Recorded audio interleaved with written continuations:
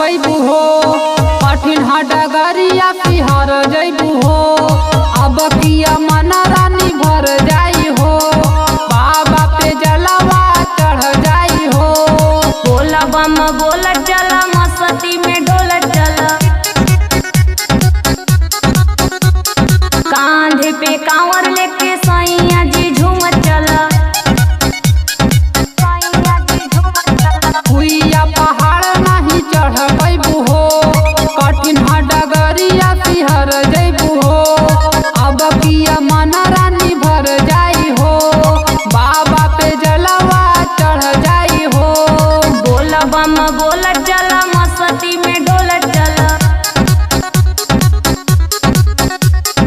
कांधे पे कांवर लेके सैया जी झूम चला।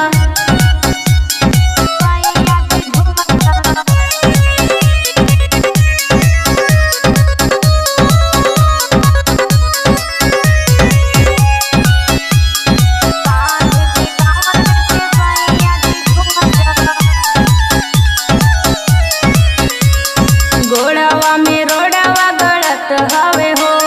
तन को कदम न रुकत हवे हो। कला बरदास रानी आज भर हो। दूर नइखे बाबा के देवा घर हो। बोला बम बोला चला मस्ती में डोला चला। कांधे पे कांवर लेके सैया जी झूम चला।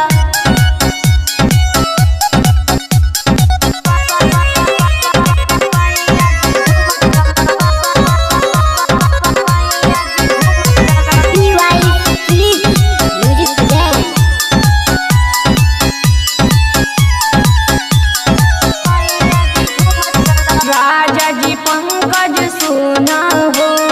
एक ही न बतिया धुना हो। घर से रहलू आवेला बेचैन। अब नाही बाटे तोहरो के चैन। बोला बम बोला चला मस्ती में डोला चला। कांधे पे कांवर लेके सैया जी झूम चला। हुइया पहाड़ नहीं चढ़ पैबू हो। कठिन डगरिया पिहर जैबू हो। अब किया मन रानी भर जाई हो।